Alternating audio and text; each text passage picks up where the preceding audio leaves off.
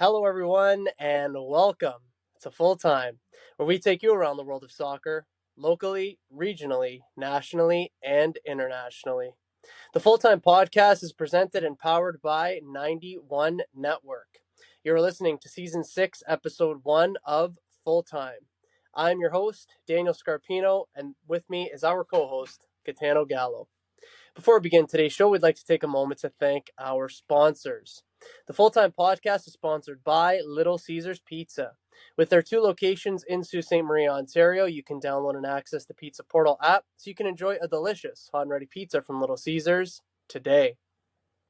The Full Time Podcast is also sponsored by Sault Sports. To check out Sault Sports and all of their articles, announcements, and streaming platforms, including True Host Media and True North Radio, visit SaultSports.com as well as Sault Sports TV on YouTube, Facebook, TikTok, and Instagram.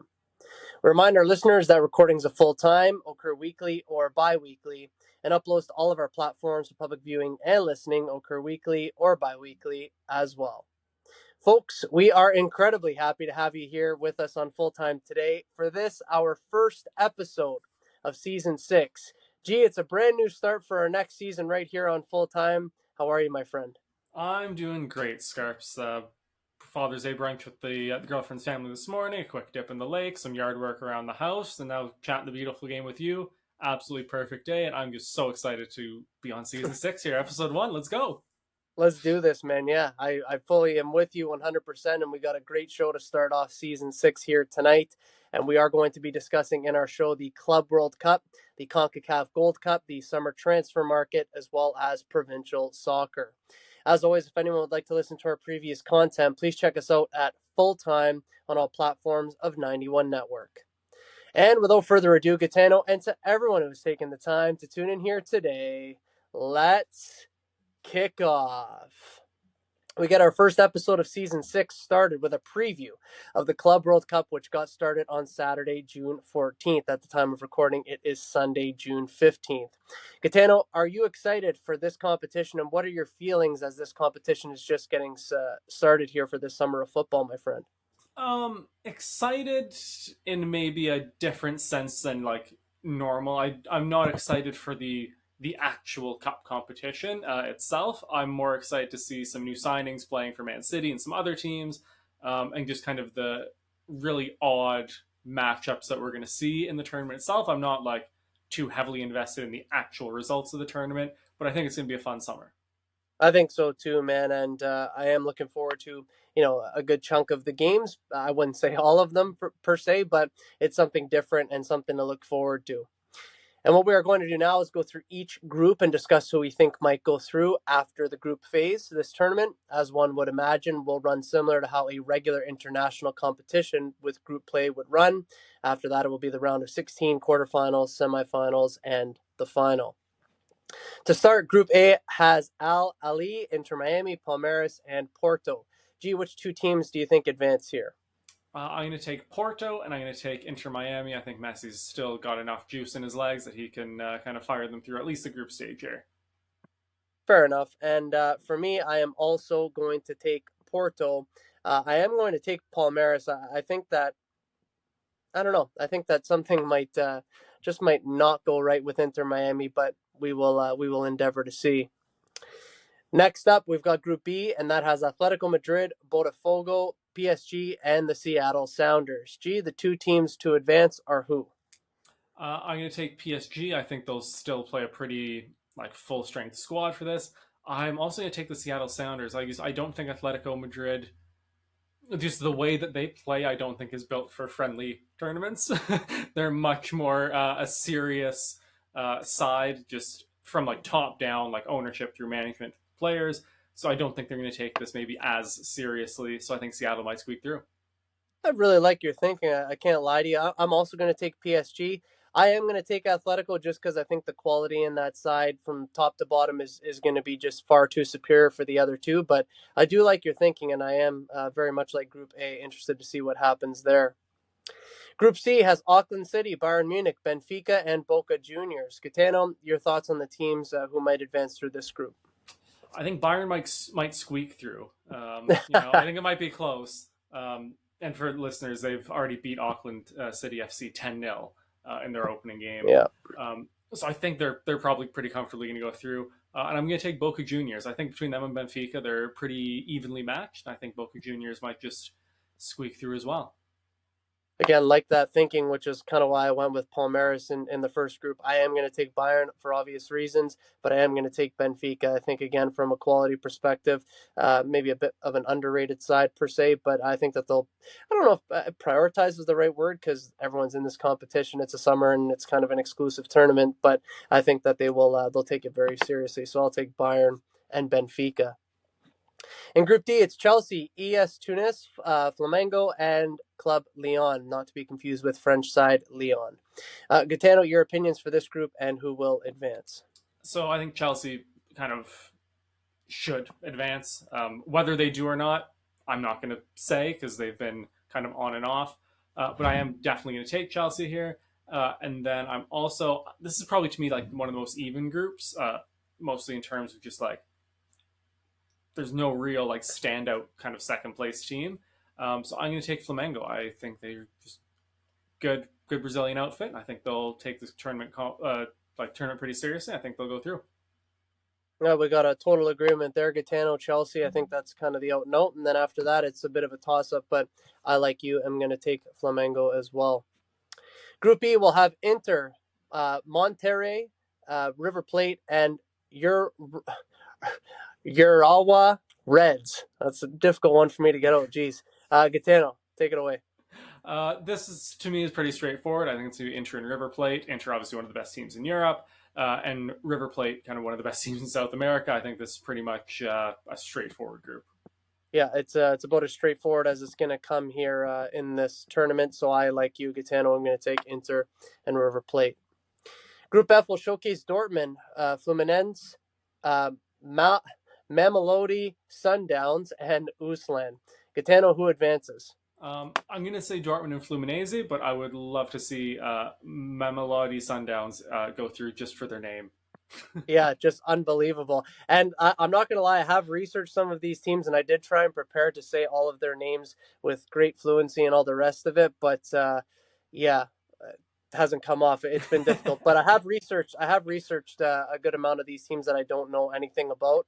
But I, like you, am going to take Dortmund and Fluminense. I just think that they're just going to be kind of the out and out better sides in this group. Group G provides us with Al Ain, Juventus, Manchester City, and Wydad AC. G, along with your Manchester City, who do you have going through? Yeah, so I think City are going to go through, and I think again, this is a pretty straightforward group. It's going to be City and Juventus just on pure Yeah, quality alone. Even if both teams kind of played their B and C sides, they should be getting through comfortably. yeah. This one was probably the easiest for me, anyways, to pick, and I'm sure similar to you, I've also got City and Juventus. And finally, it's Group H, which has Al Halil, Pachuca, Real Madrid, and RB Salzburg. Gitano, who goes through from this group? So I'm going to take Real Madrid, obviously. The rest of the three, I think, are also pretty even. And I think you can make a case for any of the three, but gut feeling says Pachuca is going to go through. I like your thinking, man. I really do. And you got to go with your gut. I'm also going to take Real Madrid. You'll take Pachuca. I'm going to take RB Salzburg. I think that they'll have more than enough to go through, but I really do like your thinking there. So our picks are in, and at this point, it's basically time to sit back and watch the Club World Cup unfold. As mentioned, the group phase has already commenced as of June 14th, and the last set of games are going to be played on Thursday, June 26th. And for all updates in this summer's Club World Cup, stay locked in right here on Full Time. Another Summer Cup competition that is already begun and is on the horizon, incidentally, is the CONCACAF Gold Cup, which has also kicked off as of June 14th, so yesterday at the time of recording. Gee, it's an opportunity for Canada as well as 15 other nations to hoist a trophy this summer. Are you excited for this one, my friend? Super duper excited. I think this is a real opportunity for the Canadian men's national team to win a major tournament. Um, Kind of the form that they're in, like on major tournaments, has been really good. Um, Also seeing some of the kind of better teams in this competition not at their best. recently. So I think kind of this is a really opportune moment for Canada for kind of things to click and to win a major tournament. You don't mean the United States when you say that, do you? I mean they're one of them. They're one of them. There's a Yeah, handful I of know good one of a teams that few. are that are kind of Yes. on the ropes right now. But yeah, definitely the United States. Yeah, I fully agree with you, sir. It's a great opportunity for Canada, and it's a great opportunity to kind of see where everything and everyone is at. Because, as we know, the World Cup is not too far away for 2026. So, what we are going to do, Gitano, just like the Club World Cup, we're going to take everybody through the groups and all of our picks for the tournament. Only four groups as opposed to the many that we saw in the Club World Cup. Gitano, in Group A, we've got Mexico, Costa Rica, Suriname, and the Dominican Republic. Which two teams do you think will advance to the quarterfinals? I think it's going to be Mexico and Costa Rica. I think this group is pretty straightforward. Unfortunately, I mean, we do agree a fair bit. It's hard for me to go against that. I think it's just, I think it's, I don't want to say clear and obvious, but those two teams are a couple of steps ahead. So I've also got Mexico and Costa Rica. Group B is Canada, Honduras, El Salvador, and Curacao. Gitano, who moves on? So I think Canada, I think, is the best team in this group by far. So I'm going to obviously take them, and even if they weren't, I was still going to pick them to go through Of anyways. course. But to me, it's between El Salvador and Honduras. I think they're kind of they're significantly better than Curacao. I don't know if I pronounced that right. I think I don't know. I hope I did. I hope you did. One of us did. Hopefully, between the two of us, we got it right somewhere. Right. But between El Salvador and Honduras, I think it's pretty even. Gut feeling between the two of them says El Salvador, so I'm going to take them, but it could go either way, I think, there. Yeah, and I fully agree with you in the sense that it's a real tosser for that second one. Obviously, I'm going to take Canada. I am going to take Honduras, and again, like you, I'm just going on gut feeling. So you'll take gut feeling El Salvador. I'll take gut feeling Honduras. I don't really care who comes second as long as Canada gets through. In Group C, it's Panama, Jamaica, Guatemala, and Guadalupe. G, who are you taking here? This is a pretty, again, outside of Jamaica, I think being significantly better than any of those three teams, a pretty even group. But again, kind of just a gut feeling says Panama. They've had some minor success in group stages in the Gold Cup before, compared to Guadalupe and Guatemala. So I think they'll kind of have enough to get through. Yeah, and I think in order, anyways. I think it's actually going to be Panama who's going to win the group. I think they're going to be doing really, really, really well. I think Jamaica will get that second spot, but we both take Panama and Jamaica to go through in either order of one and two. And finally, in Group D, it's the USA, Haiti, Trinidad and Tobago, and Saudi Arabia. Gee, maybe not the easiest one to pick, but who do you have? Yeah, this is a weird little group here. Um, I don't want to take the U.S., but I think they will go through. Whether it's in first or second, I couldn't tell you, but I think they will go through. And then I'm actually going to take Trinidad and Tobago to go through as well. I like that. Very interesting. I'm going to go completely the opposite to you. I'm going to go Saudi and Haiti just because I think the U.S. is in total disarray. I'm really interested to see what happens with Maurizio Pochettino. And yeah, I don't know, Trinidad and Tobago. I think that they're going to be a decent outfit, no doubt. But I think if I'm going to have to pick an upset somewhere in this, I think it's going to be here in this group. So I'm going to go Saudi and I'm going to go Haiti. So well, we will review these ones, G, just because there's so few of them. Yes. In Group A, you're going to go Mexico, Costa Rica, as am I. In Group B, you're going to go Canada, El Salvador. I'm obviously going to go Canada as well, but I'm going to go Honduras. In Group C, we're both going to go Panama, Jamaica. In Group D is where we really differ. You're going to go the United States as well as Trinidad and Tobago, and I'm going to go Saudi Arabia and Haiti. So, as mentioned, the Gold Cup has already kicked off on June 14th, and with the group stage wrapping up on June 28th. And as the tournament progresses, we'll keep you up to speed right here on Full Time, and we can only keep our eyes and our hopes right on Canada. This is Daniel Scarpino and Gitano Gallo, and you are listening to the Full Time Podcast on 91 Network. A reminder that Full Time is sponsored by Little Caesars Pizza and Sioux Sports. Check out the Pizza Portal app for a quicker, easier way to get your next hot and ready pizza from Little Caesars. And be sure to check out Sioux Sports at siouxsports.com and Sioux Sports TV on YouTube, Facebook, TikTok, and Instagram. The summer transfer window is open, but it was only open temporarily before opening back up as of tomorrow at the time of recording. we got two different phases in this window. The first one opened on June 1st, and it officially closed on June 10th. And then the summer transfer window reopening on June 16th, and it's going to remain open until September 1st. So we've already seen a fair bit of things going down in the window, but what can we expect for this summer? I think specifically talking kind of the Premier League because that's kind of what we focus on the most.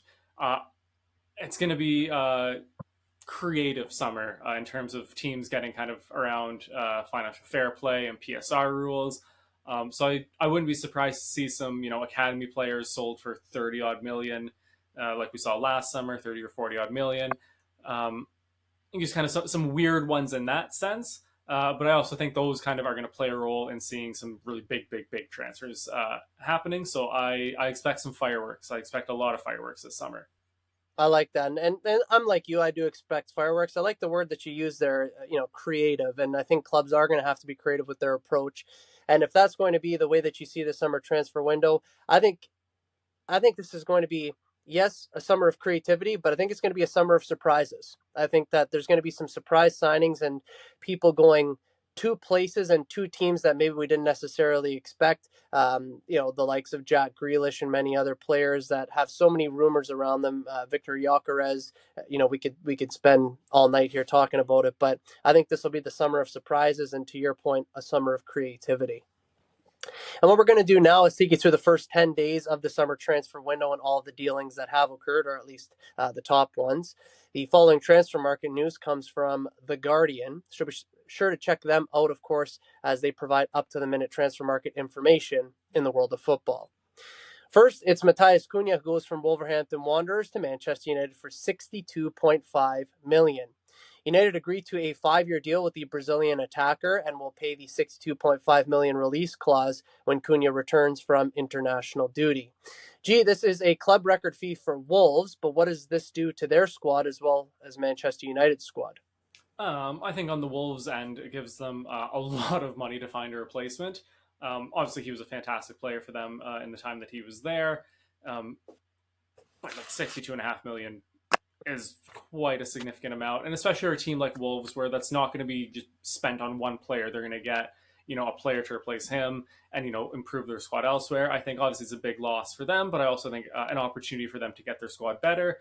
For United, I'm just I don't like. Yes, he makes their squad on paper better.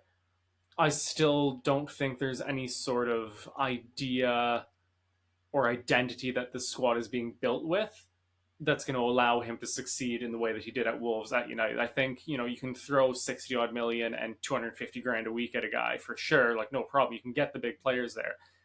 But just without, a proper system or setup for them to succeed. And I don't see how it's going to work. And it's not a slight on him. It's more a slight on United as a whole. Yeah. Well, and again, you know what? I think the money for Wolves is going to do wonders. They're going to be able to bring in a few players to help bolster their squad and make a decent Premier League push next year and in various cup competitions. And as for Manchester United, I think the big question is, where does Matthias Cunha play and where is he best suited in this Manchester United side? So I have a lot of questions around that, and I'm not entirely sure that they've got that figured out, nor will they have it figured out even by Christmas time, let's say. So I think it's going to be a lot of figuring out as opposed to having a ready-made signing coming in, knowing where he's going to play. So a lot of question marks still around that one. Gitano, I am with you. Next is Dean Howson, who departs from Bournemouth for Real Madrid for a fee of 50 million. Real Madrid's rebuild under Xabi Alonso begins with a 5-year deal for the Spanish defender who has excelled in the Premier League this past season. Your thoughts on this one? Yeah. I think it's a lot of money for a 20-year-old, but also he's a player that has the potential to be one of the best center backs in the world before long. I think before this first 5-year deal runs out, he'll be considered one of the top center backs in the world. So yes, I think it's a lot of money to spend, but I think it's going to be when you look back in 5-10 years when he's been playing for Real Madrid for a decade and winning the leagues and winning Champions Leagues, that you're going to look and say, oh, 50 odd mil, bargain. Bargain. Yeah, I'm with you too. I think it's money well spent, and I rate this player incredibly highly. So I think that the money that Real Madrid is spending and that Xabi Alonso is spending specifically, I think this is going to turn out well for them. Tajani Reinders goes from Milan to Manchester City for 46.6 million. City deliver on their promise to get their transfer dealings done early with the signing of the 26-year-old who has penned a 5-year deal. Reinders says he is, quote, delighted to sign with one of the biggest teams in the world, end quote. Gitano, the floor is solely yours. I am thrilled about this signing. The biggest kind of comparison I've seen is like young Ilkay Gundogan, like Dortmund Gundogan, which is what this team needs. It needs legs. It needs someone who can run, who can control the tempo of a game. And also, what City's midfield really needs is someone who can kind of crash the box late, create chances, score goals, kind of do a bit of everything. And he was basically, other than Scott McTominay, the best midfielder in Serie A last season. I think we could have paid 20 or 30 million more for him and it still would be a fantastic deal. So at the price we got him for, at the age he's at, for the profile that he brings to the team, it's just brilliant. Yeah, I think City got a real winner here, and I think he's going to do wonders for you in the midfield. And I think again, not only did you get a winner, you got somebody who fits the mold of what Manchester City are all about. So I think he's gonna be a good outfit for you, no doubt. Jean-Claire Todibo goes from Nice to West Ham United for 32.8 million. The center back stays on after 29 appearances during his loan spell, becoming a mainstay under Graham Potter after returning from injury. G, take it away. Yeah, this one I think is pretty straightforward. He fit kind of like a glove almost immediately at West Ham. So for them to make that a permanent just is a no-brainer. Yeah, and I think West Ham is one of those teams this summer that have to be very careful and, to your point, very creative in terms of how they do their business because they didn't have the best of seasons in the Premier League, and I think that they're going to have to do a lot to get things right, and that's going to be about bringing in the right profile of players. So West Ham is definitely going to be, at least in my opinion, a team to keep an eye on this summer from a Premier League perspective. Ryan Aït-Nouri goes from Wolverhampton Wanderers to Manchester City for 31 million. The versatile left back is incredibly happy and honored to secure his move to the Etihad. The 24-year-old signs a 5-year deal. G, this one is all you. This is again like so. This is the first left back that Manchester City have signed since Benjamin Mendy, and we don't like mentioning him anymore. Um, so like, and that was in 2017. So it's been nearly a decade since City signed a left back. So I think it's huge for the squad to have a little more options in terms of how we set up. I also think it's fantastic that it's going to shift Josko Gvardiol to center back, or his kind of natural position, where him and Diaz looked fantastic in the back half of the season together. Um, but he's like a 24-year-old with over 130 Premier League games already played, and he cost us like 31 million. I think this is, again, like I said with Rangers, like this could have been a $50 million deal. You look at Kyle Walker from Spurs to City in 2017, was 50 million in 2017. And Right. not that he's quite at Kyle Walker's level, don't get me wrong, but just like to get a player with that level of Premier League experience, that quality for 31 million in the summer of 2025 just kind of seems insane to me. I think this is again a fantastic deal. Yeah, and again, like to your point, it's kind of about yes what he could do, but more about what it does for the rest of the squad, like how players can shift into more natural positions. You can get better partnerships and things like that, and that's a lot of times what maybe fans or people who are fans of football, if you will, they don't necessarily see that sometimes you get a player in so that it helps other things mold themselves together. And I look at that from a coaching perspective. So I really like this one for you guys, no doubt. Ryan Cherokee goes from Lyon to Manchester City for 30.5 million. The 21-year-old playmaker leaves his hometown club to join City on a 5-year deal and will travel with the squad for the Club World Cup. Cherokee says in a press statement, quote, "This is a dream for me," end quote. Gitano, it's a dream for Cherokee, but is it a dream for Manchester City fans? Absolutely. He has been one of the most highly touted young attacking midfielders in the world for a handful of years. He terrorized City a few years ago in the UEFA Youth Champions League. He's been someone who I've wanted City to sign for a couple of years now, and we were just painfully never linked with him. So it's just like, come on, like just a sliver of a rumor just to give me something. But I think Ryan Cherokee for what 35 odd million. I know there's some bonuses and add-ons Yep. and things, but like for 35 is kind of your base price for him. I think this is easily going to be the best deal of the summer, potentially the best signing of the Hugo Viana era, which is wild because it literally only started like 3 weeks ago. Um, I think he is going to be a game changer for City, for the Premier League. Yeah, I am absolutely buzzing for this transfer. I think this is, especially in a summer where you lose Kevin De Bruyne. Um, and obviously he's not at that level yet, and I don't think very many players ever will get to the level that Kevin De Bruyne played at. But I think like Ryan Cherky is probably going to be the best player in the Manchester City squad very shortly, if not almost immediately. I think he is that good. I think he has the potential to be that good. Yeah, I am thrilled with this signing. Highly touted, and you just spoke wonders about him. I'm looking forward to watch him play. Obviously, not against Arsenal. I don't really want that. But what I will say is, excuse me, it's a huge move for City. And it's a huge move for the player, and I think it bolsters Manchester City in terms of what they want to do moving forward. So I think that this is, like, to your point, you said it much better than anybody else could. It's a massive signing, and for City to do so much business so early, I think that bodes well for you guys, no doubt. Liam Delap goes from Ipswich Town to Chelsea for 30 million. The former Manchester City forward enjoyed a breakthrough season at Ipswich, scoring 12 Premier League goals. G. Delap signs a 6-year deal with Chelsea. Is this the right move for him? I First of all, I think that Liam Delap's a fantastic player, a really unique kind of build physically for what, and like his skill set, what he's capable of doing is quite unique. Um, and I think he's going to be a success in the Premier League or abroad, whatever. I think he's going to have a successful career. I just Chelsea's number 9 shirt is just cursed. And again, it's one of those things I don't. We've seen like world class players, come to Chelsea, put on that shirt, play in that position, and fail miserably. Um, the only good Chelsea striker I can think of in my lifetime was Diego Costa, like truly, because they've never been able to replicate anything like him or the guys that came before him.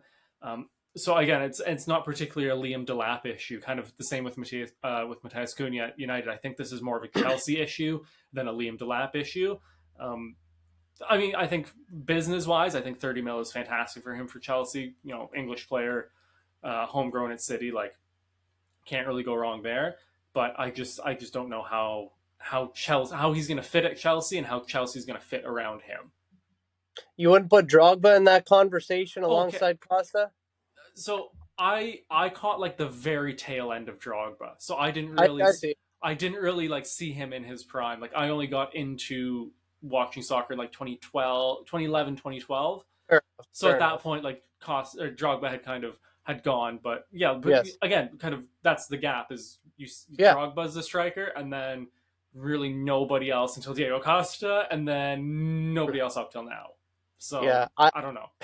I got to be honest with you, Gitano. I'm not really sure I like this move for the player. I think, I don't know. I think Chelsea's going to try it out. I think Maressa is going to try and piece things together. Chelsea has Champions League football, obviously, which is great. They'll have plenty of games to sort of tinker with and things like this. But if things go south, they get a new manager, players have discontent, etc. You wonder how that's going to turn out for everybody. I, like you, I think Liam Delap's going to have a good career. I just don't know if it's going to be at Chelsea. I have to be really honest about that. Jeremy Frimpong goes from Bayer Leverkusen to Liverpool for a transfer fee of 29.5 million. The Reds trigger the 35 million release clause for a quick, versatile right back who can also play as a wing back or a winger. Gee, how does this move help Liverpool with the Trent Alexander-Arnold saga and him going out the door? Yeah, I mean, you probably get the most ready-made, and I don't want to call it replacement because you're not going to, you can't replace Trent Alexander-Arnold, just such a unique player. But kind of as best as you can fill that gap, Jeremy Frimpong is that guy. Um, I would say he's a little more like bombing up and down winger than kind of Trent was more of a creative, like kind of pushing into midfield a bit. But again, kind of just not neither of them are exactly right backs or wing backs. They just kind of are their own entity on the right Yeah, hand side. So yeah, like I said, I think this is going to be kind of as close as a replacement um, as you can get. Obviously, not stylistically, but in terms of just having a major threat on your right hand side that teams are going to struggle to deal with, and these guys are going to be creative outlets. I think this is probably one of the better deals. Kind of again, just kind of in what it will do for the squad and for that team. Right. Fantastic deal. Yeah, I think this is a massive deal, and this is one of those signings that I think hits the ground running right away. And if it doesn't, season two is going to be massive. I just think it's got to go one of those two ways. So a huge one for Liverpool, and if you're a Liverpool fan, I think that you've got to be absolutely ecstatic that you haven't replaced Trent Alexander-Arnold with another Trent Alexander-Arnold because there's nobody quite like him. But I think this is a very, very adequate replacement. And Gitano, we did not cover each and every transfer that has occurred over the first 10 days of the window. Were there any that we missed that stood out to you? I don't know if we actually talked about Trent going to Liverpool at any point previously. I know it's been basically like all but confirmed for like the last 6 months. Yeah, Um, he won. Yeah, but yeah, he went on a free. Actually, a couple notable free transfers. Jonathan Tah goes from Bayer Leverkusen to Bayern Munich. Again, it's just the most Bundesliga thing ever, strengthening Bayern Munich and weakening their rivals. But the big one that I want to talk about is Leroy Sané going from Bayern Munich to Galatasaray on a free transfer. yeah. He's still only like 29, and just turned 29 this year, so doesn't turn 30 till the middle of next season. Um, for his career to kind of already be on this, I don't want to call it is a downward trajectory when you go from City to Bayern Munich to Galatasaray. I mean, Galatasaray is still a massive club in Turkey.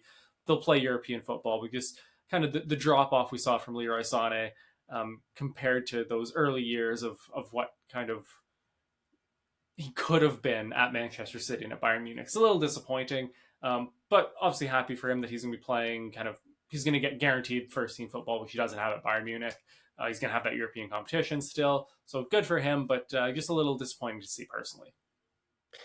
And you know what? He was linked with Arsenal for a very short period of time.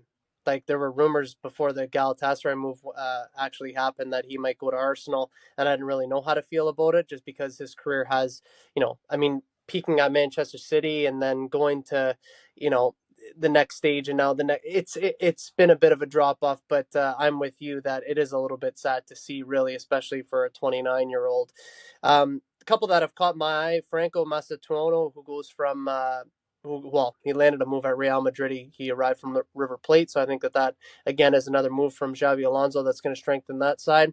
And Matthias Tell officially joining Tottenham, which you specifically, but most people did believe it was going to happen anyways. I've got a question for you on the Mascherano. Do you think he's going to actually go like get into that Real Madrid squad, or do you think they're sending him out on loan? I think I think because they brought him in so early, I think that he's got to go into the squad. You think? That's my gut feeling. I don't know why they would do it now, and like if they thought, okay, we're going to put you on loan when they drag it, and then maybe do it a bit later. I don't know. Maybe it's one of those ones like Endrick where they paid like what? They paid like 60 odd million for Endrick, right? And then sent him Yeah. on. They sent him back to whatever club he had been to on loan. But they didn't bring him right in. I mean, obviously they still brought him in very very young and like very early. But I still think, is he gonna get enough playing time? I know Cruz is gone and Modric is going, and all these guys are like. Is there room for him to play at Real Madrid? Is there room for him on the bench at Real Madrid, or would it be better Well, for him to go out on loan? maybe he Alonso's going to see him as an impact. I don't know. I Mm. really don't know, but I think it's going to be a good move, whether now or in Oh yeah, time. Without doubt, I think it's going to be good, and you don't just get brought to Real Madrid for no reason, right? yeah, But no, I think your question is fair. I just if it does happen, I guess we'll find out in relatively short order, right? exactly, yeah. Yeah. So, as covered, the summer transfer dealings have truly just begun. So, for all the dealings in the world of football, stay tuned in right here to Full Time for all the madness that takes place this summer in the transfer market. And now it is time for a provincial soccer update. The two participating high schools from right here in Sault Ste. Marie had the privilege to attend and compete in the prestigious OFSA Provincial Championships this past weekend in Kingston, Ontario, with the opportunity to be crowned as the best team in the province of Ontario. The Superior Heights Steelhawks senior boys soccer team qualified for OFSA after their second place finish at regionals just 2 weeks ago.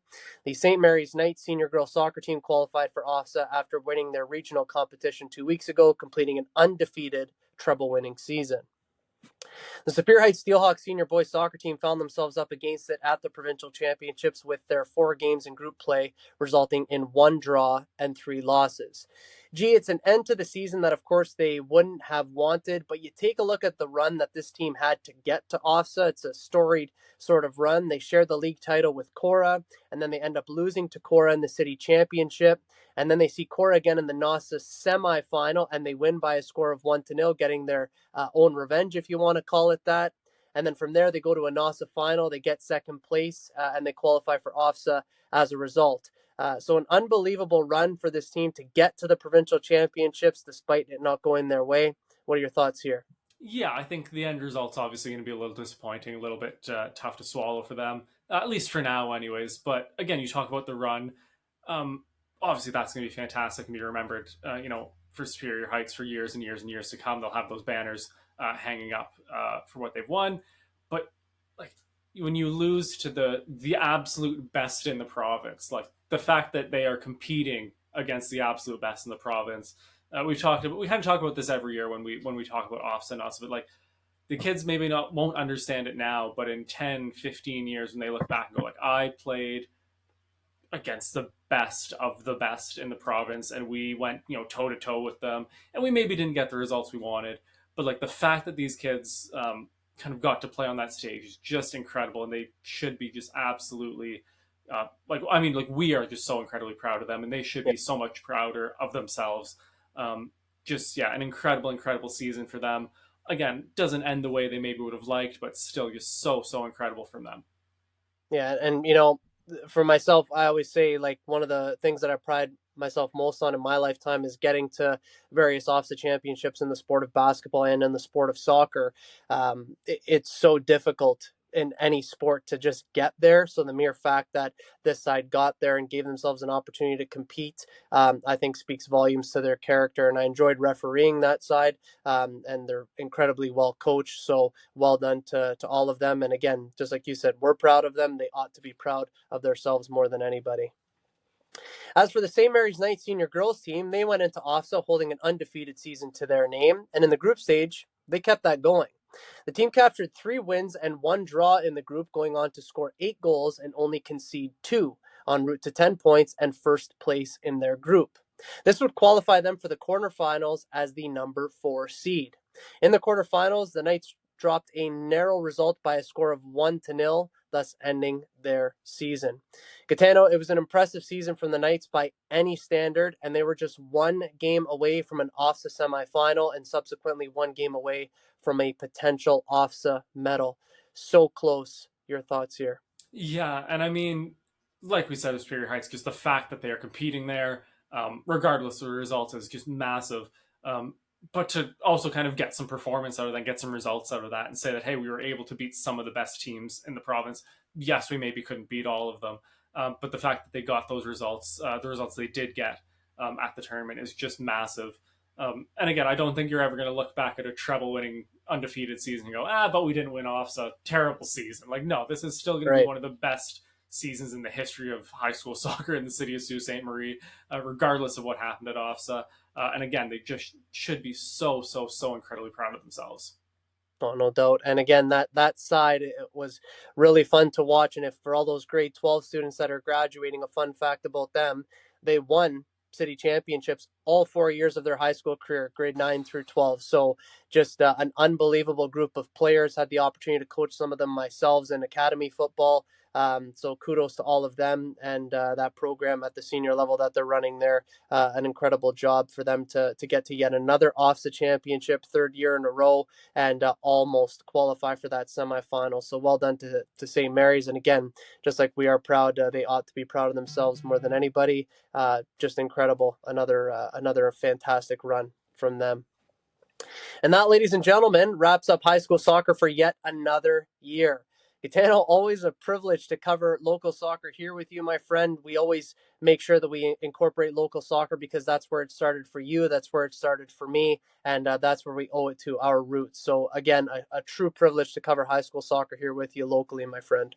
Yeah, absolutely. And I'm always going to remember this season for just how absolutely bizarre it was. Again, for no one else's circumstances, but Mother Nature. But it's always going to stand out, and it'll be fun for those kids, to kind of always remember the success from this season and the kind of the oddity of it all kind of mixed together. It'll always be a special season. It will be, and it'll be one that I remember greatly as well for the team that I coached. The success that we had, joint league title and getting to a tournament semifinal, losing in a city final, but the memories created and things like this. And I'll remember it too for the compact schedule that we had. And I hope that we don't have that maybe ever again, but certainly not for a long time. So fingers crossed that for next season we could just have a regular winter and that Mother Nature won't be too harsh on us, so we can have a regular high school soccer season. But a huge thank you to everybody who tuned in, of course, to all of our high school soccer updates. Not only do we appreciate it, our youth in the Sioux appreciate it as well. This is Daniel Scarpino and Gitano Gallo, and you're listening to the Full Time Podcast on 91 Network. A reminder that Full Time is sponsored by Little Caesars Pizza and Sioux Sports. Check out the Pizza Portal app for a quicker, easier way to get your next hot and ready pizza from Little Caesars. And be sure to check out Sioux Sports at siouxsports.com and Sioux Sports TV on YouTube, Facebook, TikTok, and Instagram. Ladies and gentlemen, that is Full Time. As we bring today's show to a close, we want to thank all of you for being with us as always. G, it's our first episode of season 6 in the books. Well done tonight, sir. Well done to you as well. Thank you again for having me. It's always a pleasure being on the show with you, and just like I said to start the show, like what a way to kind of wrap up a day, wrap up the weekend, chatting the beautiful game with you. Couldn't have asked for anything better. So thank you. Yeah. Oh, my pleasure, friend. And can't wait to do it all again. And I'm glad that we started season 6 on the right foot. A reminder to our listeners that the next episode of Full Time will be recorded the week of June 23rd, 2025. In that show, we'll take a look at the Club World Cup, the Gold Cup, and the summer transfer market. As always, we'll keep everyone in the loop with all the happenings in the world of football. For weekly content, make sure to hit like, follow, and subscribe to all platforms of 91 Network on YouTube, Spotify, Apple Music, Facebook, Instagram, X, TikTok, Podbean, and Spaces at SiouxToday.com. For Gitano Gallo, my name is Daniel Scarpino. And thank you for tuning in to Full Time. We look forward to seeing you at kickoff next time back here on the Full Time Podcast and 91 Network. Best always.